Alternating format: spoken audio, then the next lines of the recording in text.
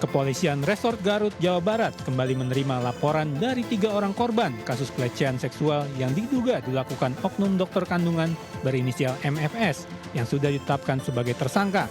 Dengan adanya laporan dari 3 korban ini, maka secara keseluruhan jumlah korban pelecehan seksual oknum dokter kandungan tersebut menjadi 5 orang. Kelima orang korban sudah dimintai keterangan dan menjalani pemeriksaan mulai dari psikologis hingga visum. Dari keterangan korban, mereka menjadi korban pelecehan pada tahun 2024, di mana para korban sebagai pasien kandungan diiming-imingi pemeriksaan USG kedua secara gratis. Pihak Polres Garut kini terus mendalami motif yang dilakukan oleh tersangka.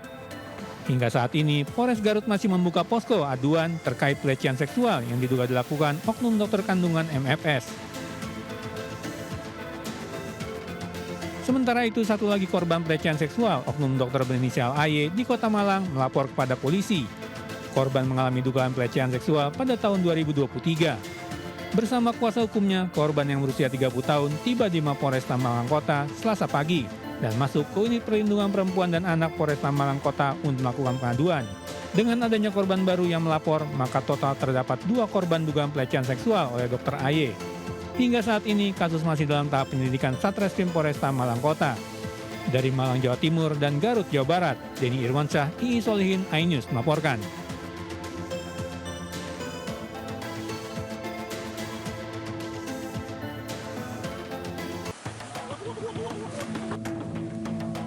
Inilah suasana dapur penyedia makan bergizi gratis yang diduga menjadi penyebab puluhan pelajar SMP dan SMA di Cianjur, Jawa Barat mengalami keracunan massal.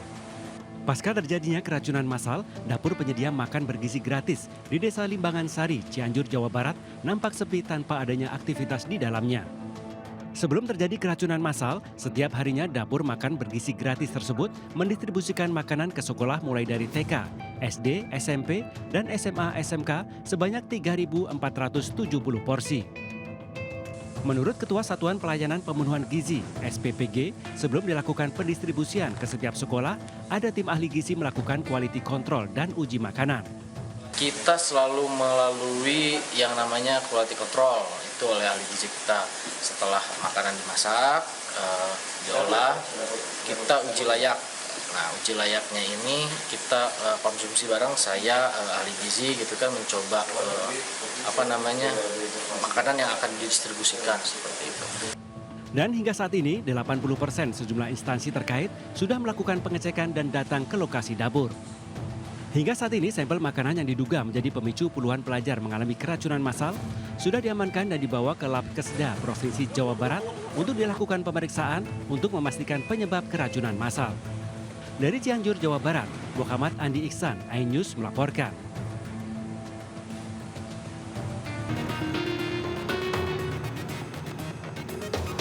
Seorang publik figur kembali tersandung kasus narkoba. Satuan Reserse Narkoba Polres Metro Jakarta Barat mengamankan pemain film berinisial FA yang diduga merupakan Fahri Albar akibat penyalahgunaan narkoba.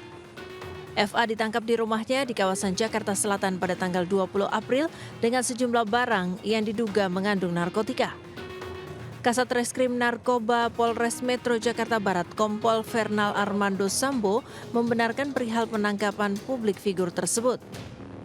Kami mengkonfirmasi bahwa telah mengamankan seorang pria inisial FA yang bersangkutan adalah seorang public figure.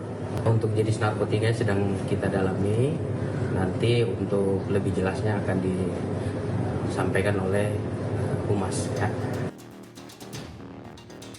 FA kini masih menjalani pemeriksaan oleh tim dari Unit 1 termasuk jenis narkotika yang digunakan terduga pelaku. Sebelumnya, FA pernah terjerat kasus narkoba tahun 2018 dengan barang bukti sabu, pil dumolit, dan juga ganja. Dari Jakarta, Miftahul Gani, iNews melaporkan.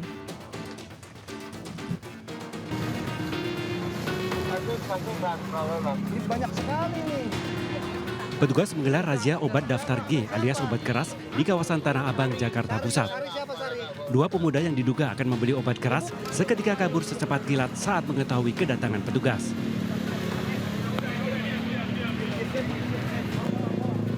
Salah seorang pemuda akhirnya kembali ke lokasi lantaran kabur tanpa membawa motornya. Namun lantaran tak ditemukan barang bukti setelah digeledah, pemuda tersebut akhirnya diizinkan pulang.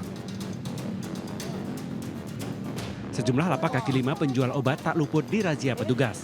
Hasilnya petugas mendapati banyaknya obat keras dari berbagai merek yang dijual pedagang.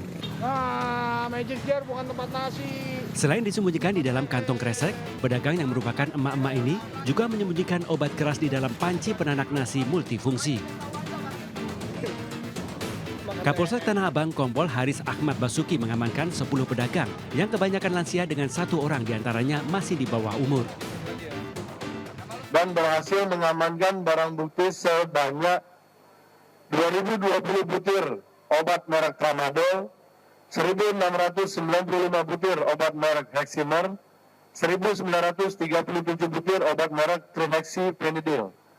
Total obat-obatan yang diamankan dari berbagai jenis dan merek tersebut yang kami sebutkan di awal tadi sebanyak 5.652 butir. Akibat perbuatannya, pelaku dijerat pasal kesehatan dengan ancaman hukuman di atas 5 tahun penjara. Sementara itu, polisi masih melakukan pendalaman guna mengungkap pemasok obat-obatan yang masuk dalam daftar G tersebut. Dari Jakarta, Rani Sanjaya, iNews melaporkan.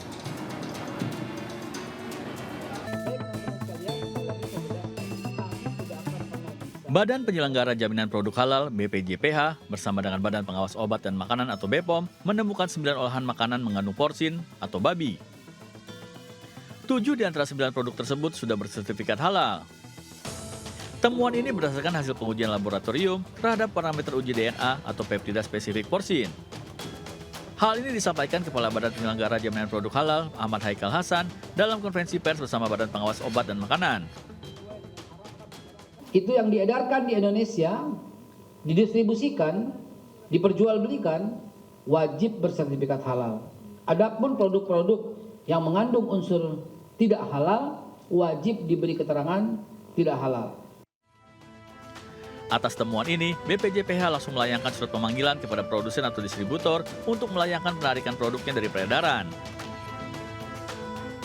Dari Jakarta, Muharlin Aulisyah Ramadan, Rizky Solehudin, Muhammad Hoirudin, iNews melaporkan.